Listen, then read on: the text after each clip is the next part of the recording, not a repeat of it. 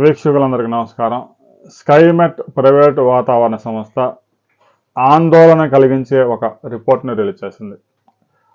ఆర్కిటిక్లో మంచు కరుగుతూ ఉంది, వేగంగా కరుగుతూ ఉంది. ముఖ్యంగా జూన్ జూలై మాసాల్లో ఇటీవల కాలంలో అంటే గడిచిన 25 సంవత్సరాలుగా స్టడీ చేసినప్పుడు జూన్ జూలై మాసాల్లో ఎక్కువగా మంచు కరుగుతూ ఉంది. వాతావరణంలో వేడి క్రమంగా పెరిగిపోవటం, ఆర్కిటిక్లో మంచు కరగడం ఋతుపవనాల మీద ప్రభావం చూపుతూ ఉంది. ముఖ్యంగా నైరుతి ఋతుపవనాల మీద దీని ఎఫెక్ట్ ఎక్కువగా ఉంది. నైరుతి ఋతుపవనాలు ఎలా ఎఫెక్ట్ అవుతూ ఉన్నాయి అనే విషయాన్ని ఎనాలిసిస్ చేసినప్పుడు నైరుతి ఋతుపవనాల వర్షాలు భారతదేశంలో వ్యవసాయ రంగానికి 75% వర్షాలను తీసుకొచ్చేది నైరుతి ఋతుపవనాలు. దేశంలో చాలా ప్రాంతాల్లో ఒక తమిళనాడు మినహా దేశం అంతా నైరుతి ఋతుపవనాల ఆధారంగానే ఖరీఫ్ పంటలు సాగు అవుతూ ఉంటాయి.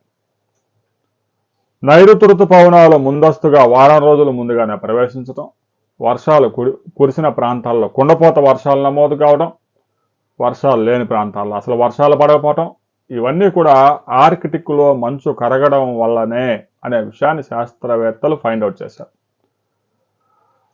ముఖ్యంగా దక్షిణ భారతదేశంలో ఈ నైరుతి ఋతుపవనాలతో కేరళ, కర్ణాటక, తెలంగాణ, ఆంధ్రప్రదేశ్ ఈ ప్రాంతాల్లో ఎక్కువగా వర్షాలు పడతాయి. ఆ తర్వాత చిన్నగా ఈశాన్య రాష్ట్రాల్లో కూడా ప్రవేశిస్తుంది. దాని మధ్య మార్గంలో మధ్యప్రదేశ్, ఉత్తరప్రదేశ్, బీహారు, ఒడిశా ఇవన్నీ కవర్ చేసుకుంటూ ఈశాన్య రాష్ట్రాల్లో కూడా పెద్ద ఎత్తున నైరుతి ఋతుపవనాలు వర్షాలు తీసుకొస్తూ ఉంటాయి. అయితే గడిచిన కొంతకాలంగా ఆర్కిటిక్లో మంచు కరగడం వల్ల ఈశాన్య రాష్ట్రాల్లో వర్షాలు, నైరుతి ఋతుపవన వర్షాలు దారుణంగా తగ్గిపోయాయి. నైరుతి ఋతుపవనాల వల్ల తక్కువగా వర్షపాతం నమోదయ్యే రాజస్థాన్, గుజరాత్లో వర్షాలు ఎక్కువగా పెరిగిపోయాయి. జమ్మూ కాశ్మీర్లో కూడా గత ఏడాది సాధారణం కన్నా కూడా ఖరీఫ్ కాలంలో 323% అధికంగా వర్షపాతం నమోదైంది.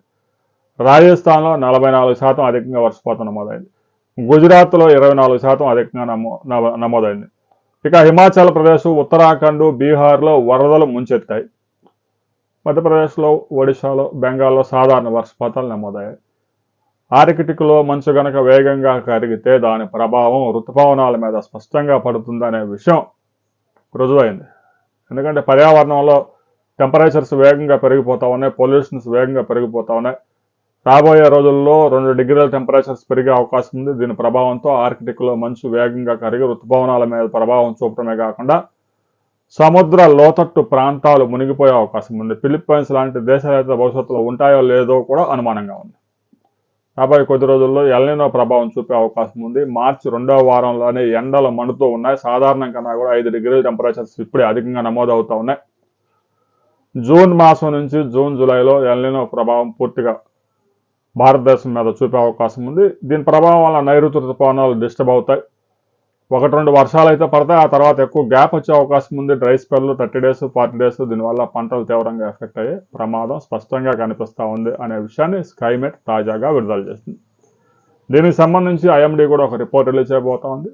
ఆ రిపోర్ట్ వచ్చిన తర్వాత మరిన్ని వివరాలతో మరో వీడియోలో మనం కలుసుకుందాం.